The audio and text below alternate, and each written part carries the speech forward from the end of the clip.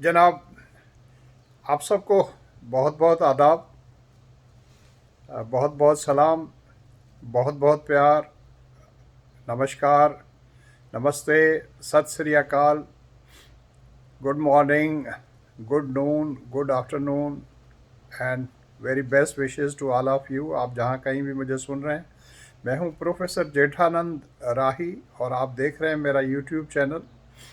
तो सबसे पहले आपसे ये कहना था कि अभी तक अगर आपने मेरे चैनल को सब्सक्राइब नहीं किया है तो आप इसे सब्सक्राइब कर दें और बेल आइकन जो है उसको प्रेस कर दें, ताकि आइंदा जब भी कोई वीडियो मैं अपलोड करूं तो फ़ौरन आप तक उसका नोटिफिकेशन पहुंच जाए। अच्छा, उसके बाद जो है ऐसे ही बैठे बैठे मेरे जहन में ख़्याल आया था कि मैंने कहा हमारे जो नौजवान नस्ल है या हमारे जो आजकल के नौजवान बच्चे हैं बच्चियां, उनका सबसे बड़ा प्रॉब्लम क्या है, या जो यंगस्टर्स हैं फार्टीज़ में है या फार्टीज़ से आगे भी, उनका हम सबका प्रॉब्लम क्या है सबसे बड़ा। तो मैंने ऐसे ही सोचा, मैंने कहा सबसे बड़ा प्रॉब्लम ये है कि आजकल के हमारे बच्चे जो है वो अभी थोड़े से ही होते हैं, 8वीं 9वीं 10वीं क्लास में या 11वीं 12वीं में पहुंचते हैं तो वो सब इसी चक्कर में पड़ जाते हैं। वो देखा देखी जो होता है ना, भेड़ चाल जिसे कहते हैं, वो पंजाबी में कहते हैं रातों रात अमीर, रातों रात अमीर हो जाओ। अब रातों रात अमीर हो जाओ तो अब ऐसे बाज़ार वो जैसे वो उनके घर के सामने अगर कोई किसी और का बहुत बड़ा घर हो, से 2 स्टोरी 3 स्टोरी और 4 स्टोरी, आजकल तो क्रेज़ है भाई। तो काफ़ी अर्सा पहले मैं कोट गुलाम अहमद गया था, तो वहाँ पर जो काफ़ी सालों की पुरानी बात है, 20 साल पुरानी में भी, तो मैं वहाँ पर गया था तो मेरे रिश्तेदार वहाँ पर एक रहते थे, मेरी बल्कि साली रहती थी। आपको पता साली तो कितनी प्यारी होती, मेरी छोटी साली। तो उनके घर के सामने जो है वहाँ पर हमारे कायम खानी काफ़ी मेरे जानने वाले और बड़े प्यार करने वाले लोग हैं। आपको पता है फ़याज़ अहमद ख़ान जो मेरे बेस्ट फ्रेंड है वो भी कायम खानी है, तो कायम खानियों से मेरा एक अजब रिश्ता है। उनको देख के ऐसे लगता है जैसे कोई, अब चूँकि वो भी राजस्थान के ही हैं, उनके रूट्स भी राजस्थान के हैं, और उनके दादा परदादा या सबसे बड़े दादा जो कायम सिंह जो है वो भी राजस्थान से उनका ताल्लुक़ था। और राजस्थान में उनके दो मशहूर गांव जो हैं, झुमरी, पता, एक बामणवास वाले हैं और दूसरे पता नहीं किस शहर वाले हैं। बामणवास और दूसरे झुमरी तलैया तो नहीं है, एक बामणवास और दूसरा शहर है। इनकी आपस में लगती है एक दूसरे के खिलाफ। तो बहरहाल ये बात अपनी जगह पर है। तो वो कायम खानियों के घर मैंने देखे, तो मैं पिछली विज़िट से आया तो मैंने कहा कि पहले तो ये घर तो ऐसे नॉर्मल सा एक छोटा सिंपल सा घर था, तो मैंने कहा ये इतनी बड़ी इमारत इन्होंने 3 स्टोरी 2 स्टोरी 4 स्टोरी खड़ी कर दी, मैंने क्या है। तो मेरा वो साली का जो बेटा था उसने एक्सप्लेन किया, मुझे बताया कि असल में यहाँ अब मुकाबला शुरू हो गया। तो मैंने कहा किस चीज़ का मुकाबला। बोला सबसे पहले यहाँ पर फ़िलहाल जो है कायम खानी साहब जो है, जो कि ज़मींदार हैं, बहुत बड़े बिजनेसमैन भी है, उन्होंने कराची से जो है वो कारीगर बना के, मिस्त्री बना के, उन्होंने अपना जो है बहुत बड़ा घर, फिर मुझे उन्होंने बताया कि फ़िलहाल जगह पर आप जाएं तो इस तरह बड़ा घर और दूर से नज़र आता है, वो उन्होंने बनवाया। अब उनके बाद एक जो मुकाबला शुरू हो गया कि अगर फ़िलहाल साहब जो है, मैं नाम नहीं लेता, मैं जानता हूँ उनको, कि अगर जी उन्होंने, खान जी ने, फ़िलहाल डिमका खान जी साहब ने अगर ये घर बनवाया तो हम क्या उनसे कम हैं। तो फिर उन्होंने अपने, चाहे वो पैसे कर्ज़ लिए हैं, ज़मीन बेची, कुछ भी किया, उससे अच्छा घर और बड़ा घर बनवाना है। और हमने भी मिस्त्री जो है कराची से मंगाना। अच्छा, घर तो अपनी जगह पर होता था, सारा जोर इस चीज़ पे होता था एलिवेशन कैसी हो, सामने से वो नज़र कैसा आएगा।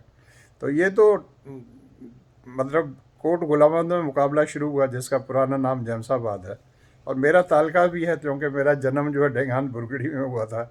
तो डेंगान बुरगड़ी जो है वो कोट गुलाम अहमद तालके में है, बिल्कुल साथ है, 7-8 किलोमीटर है। चलो, तो बचपन में आते थे, इस शहर से एक ख़ास मोहब्बत है। इसी तरह वो फिर टंडो जानवंद में मुकाबला शुरू हो गया। टंडो जानवंद में इतने बड़े पैमाने पे नहीं जा सका, बात खेल होता है सारा पैसे का।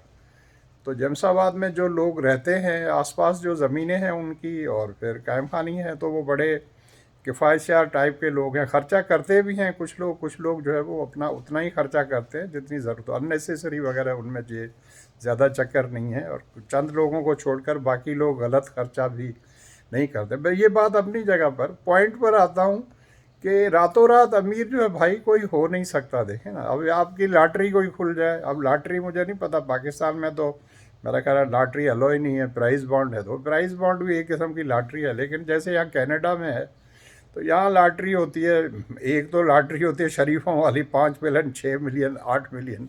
उसका तो मैं भी कभी कभी टिकट ले लेता हूँ $3 का, कि हो सकता है खुल जाए तो चलो भाई। मेरे यहाँ तो अब क्या करना, बच्चों को ही खुश कर देंगे, बांट बूट के जो कुछ कर देंगे। तो आज तक तो कभी खुला नहीं, पता नहीं, लेकिन लोग लेते हैं और लोगों के खुलते भी हैं, लोग बताते भी हैं। अच्छा, एक दूसरी लॉटरी होती है, वो भी है तो शरीफों वाली, लेकिन उसका इनाम जो है वो 60 मिलियन, 65 मिलियन, 70 मिलियन, 80 मिलियन तक भी होता है। मैंने कहा 80 मिलियन निकला है तो बंदा उधर ही गिर पड़ेगा ज़मीन पे, तो इससे बेहतर है ये 7-8 मिलियन वाला ही बेहतर है। अब ये शॉर्टकट, एक तो ये तरीका है रातों रात अमीर होने वाला, जो कि यहाँ तो मिलता है, कनाडा में मुझे पता है। अब ये भी कोई तरीका नहीं है, असल में बात होती है वो slow and steady wins the race. मेहनत करें। फिर अपनी मिसाल दूंगा तो आप कहेंगे सर मैंने, लेकिन मैंने लोगों को देखा है। मैं टंडो जानवंत के एक आदमी की मिसाल देता हूँ। मैंने उस बंदे को, नाम नहीं लूँगा, माशाल्लाह अभी तक भी हैं और बहुत बड़े सेठ हैं वहाँ के, बहुत बड़ा कारोबार, बहुत बड़ी बिजनेस, बहुत बड़ा घर, सब कुछ बड़ा बड़ा है, और ऑनेस्टली बने हैं, मेरे सामने बने हैं। वो मैंने किसी ज़माने में उनको देखा था, वो धोती पहने हुए जो है, कभी बनियान होती थी गर्मियों में, और रेड़ा लगाते थे, रेड़ी के ऊपर जो है वो खज्जी बेचा करते थे। खज्जी आपको पता है, खज्जी जब, एक तो खज्जी होती है ना, मतलब सूखने के बाद जो बनते, लेकिन वो जो दरख्त से तोड़कर जब खज्जी को तोड़ते हैं तो वो पीले टाइप की होती है। फिर उसको रात को, उसको मैंने देखा तेल लगा के और नमक लगा के रखते हैं, फिर वो सुबह को थोड़ी सी जो है वो आगे से थोड़ी राइप हो जाती है, उसका टेस्ट फिर एक ज़बरदस्त होता है। फिर उसको धोते हैं, प्रोसेस। मैंने उसको खज्जी बेचते भी उस बंदे को देखा। फिर वो बंदा जो कुछ अर्से के बाद वो खज्जी बेच बेच के, कभी रेडी पे क्या बेचता था, कर करा के फिर जो है उसने मिर्च मंडी शुरू हुई टंडो जानमन में। तो वो, उसके पास तो पैसे ऐसे इतने थे नहीं, तो ऐसे ही जाके वहाँ पर वो जैसे नीलाम करने वाला होता है ना, वो रोल उसने प्ले किया। तो फिर वो बेचता रहा। उसके बाद थोड़ा थोड़ा करके कभी अपनी मिर्चें ले ली, कर करा के थोड़ा पैसे हुए, मसलन पहला लाख उसने बना लिया। वो करते कराते मिर्चों में उसका इंटरेस्ट इतना बढ़ता गया कि होते होते इस वक्त जो है वो, इस वक्त तो मुझे नहीं पता टंडो जानमान में उसकी क्या पोजीशन है, मतलब बिज़नेस के हिसाब से या बाहर के हिसाब से, लेकिन कुछ साल पीछे जो है, 10-15 साल पीछे, मतलब नंबर 1 पे आ गया था टंडो जानमान में मिर्ची के कारोबार में।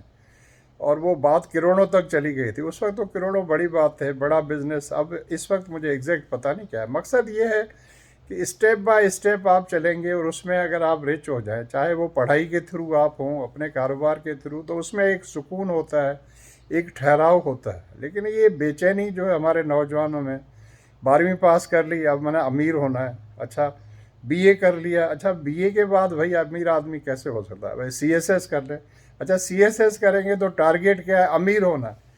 अरे भाई सीएसएस करेंगे तो जो आपके जॉब्स हैं वो तो, आप तो कहते हैं हमने कौम की खिदमत करनी, तो कहते हैं नहीं सर, वो खिदमत तो अपनी जगह पर होती रहेगी, लेकिन उसका साइड इफ़ेक्ट जो है वो अमीर होना है। तो भाई जब तक आप राशि नहीं होंगे या आप रिश्वत नहीं लेंगे तो आप अमीर कैसे होंगे? तो वो अमीरी किस काम की? तो अगर आप अपने मज़हब को फॉलो करने वाले हैं, उस पर आपका फेथ है, तो फिर वो तो हराम है। अब हराम का क्या नतीजा होता है वो आपको पता है। लेकिन अगर आपका यकीन ही नहीं है कि हराम क्या है, हलाल क्या है, तो वो फिर एक दूसरी स्टोरी बन जाती है। बहरहाल कहने का मकसद सिर्फ इतना है कि भाई ये शॉर्टकट के चक्कर में आप न पड़ें। जल्दी वल्दी कुछ नहीं होता है। चाहे आप फिर बिज़नेस कर रहे हों, चाहे आप पढ़ रहे हों, पढ़ाई भी ज़रूरी है, जितनी भी आप पढ़ सकते हैं ज़्यादा से ज़्यादा पढ़ें, अपनी पसंद का सब्जेक्ट पढ़ें, लेकिन पढ़ाई के साथ साथ बाकी चीज़ों का भी ख्याल करना होता है, अपनी सेहत का भी, स्पोर्ट्स का भी, गेम्स का भी, दोस्तों का भी। तो ज़िंदगी ऐसी जिएं कि जिसमें अफरा तफरी ना हो, कोई शॉर्टकट ना हो, जल्दी करें जी, बस बस मैंने जल्दी जल्दी अमीर हो जाना है। फ़िलहाल हो गया था, अमेज़ॉन वाला भी तो हो गया था, वो जो है अपना जो है ट्विटर वाला भी हो गया था, फेसबुक वाला भी। तो ओ भाई हो गया था, तो आप भले कोशिश करें, लेकिन उन्होंने कोई, मेरा ख्याल, मैं नहीं समझता कि जिन्होंने व्हाट्सअप बनाया है या ट्विटर बनाया है वो उन्होंने जाकर कोई गलत काम किया होगा।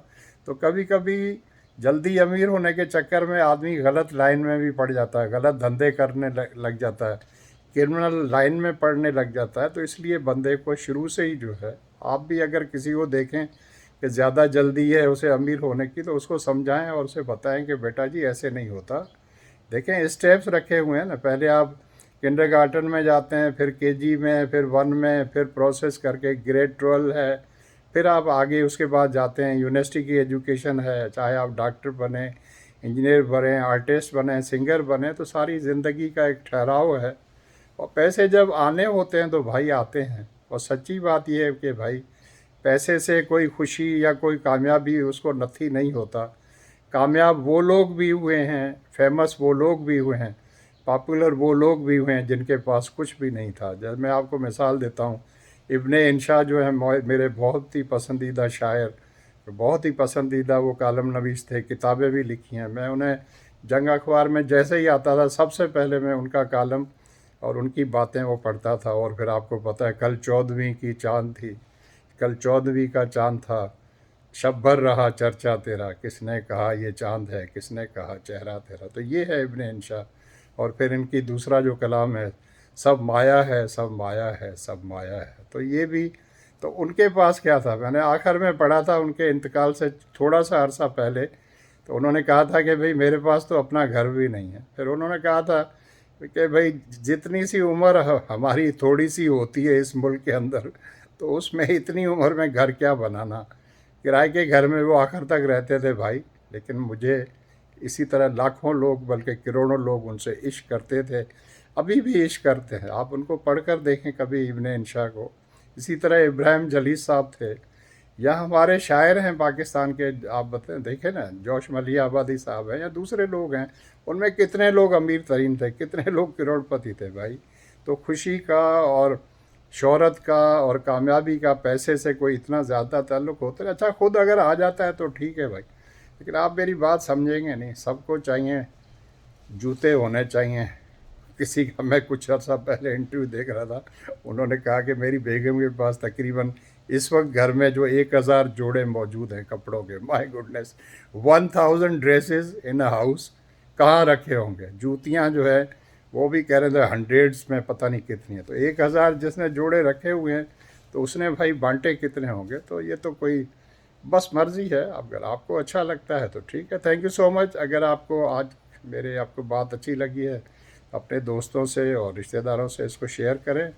Thank you so much for watching. आप अपना और अपने घर वालों का बहुत ज़्यादा ख्याल रखिएगा। लव यू ऑल, बाय, अल्लाह हाफ़िज़।